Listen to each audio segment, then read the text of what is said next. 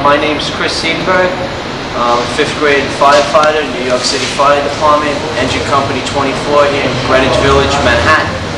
I've been on the job about 2 years now, and it's the best job that you could possibly have. Best fire department, not to insult anybody, but best fire department probably in the world. And, it's definitely the best job in New York City. As far as it being an easy job, I wouldn't say so. It can at times, but most of the times it's quite taxing, especially when it comes out to going to the call, because there's nothing that can compare to the stress that happens when you actually go in for a fire. As far as stories, there's nothing really to tell. Most of the fire tales for me would just be like anything else that you can hear from anybody else, and you probably want to hear from someone with a little more time on than myself anyway. Someone a little bit saltier than me. I could at least probably show the equipment. That's something that you probably wouldn't want to waste an older, more senior guy's time doing. So I'll probably show you the pump. A 1988 Mack pumper, 1,000 gallons a minute maximum, 500-gallon booster tank on it. The pump panel over on the side is probably the best place to start. Well, actually, I guess in the front, there used to be booster reels in the back.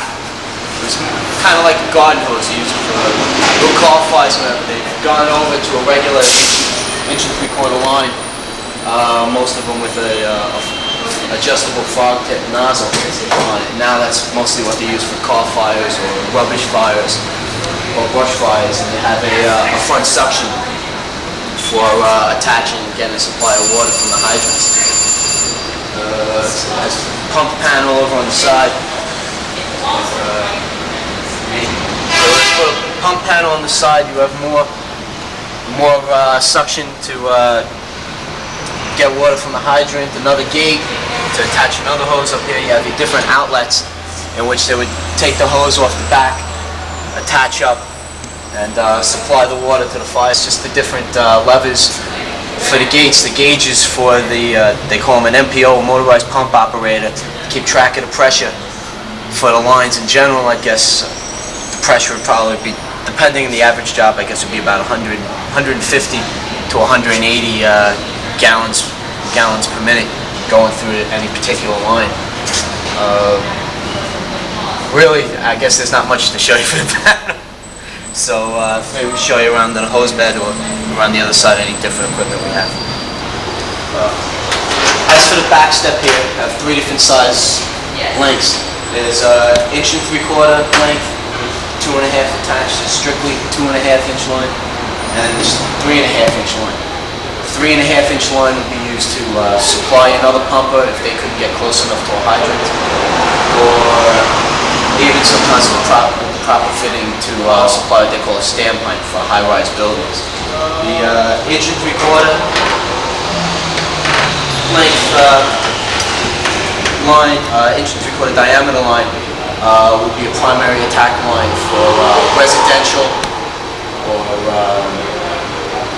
yeah, pretty much strictly if there's residential in which you can make it with a simple stretch.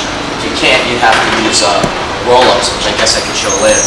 But otherwise, if it's a commercial building, they try and go to the 2.5-inch diameter length because of the greater increase in volume and pressure that you can get. And more water on the fire, you put the fire out faster. And the only other thing on the back step is the ladder, and that's it. It's just the hose back of the bed. What I was saying before with the roll-up would be you would use this for standpipe operation, which is basically any building over 7 stories is required to have a pipe attachment in it, so that you could supply water down at the foundation level and then just take a length of line and attach up with the floor that you want, so that you're not stretching up all those floors.